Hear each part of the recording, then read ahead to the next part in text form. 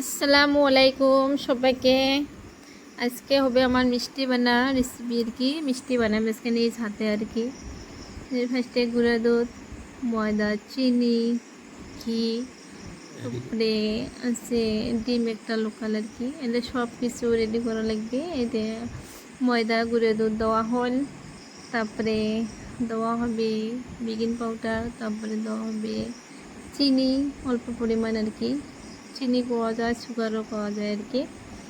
তারপরে দেওয়া হবে ঘি, তারপরে দেওয়া হবে লাস্টে দেওয়া হবে আর কি ডিমটা ডিমটা দিয়ে তারপরে মিক্স করা হবে। সব কিছু দিয়ে মিক্স করা হবে ভালো করে আর কি।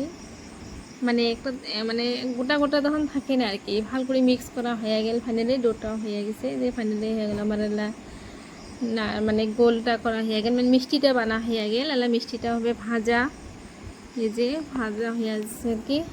ভাজতে ভাজতে দিলে আমার লাল লাল হবে, বাদামি কালার হবে, তারপরে হে নামা লাগবে।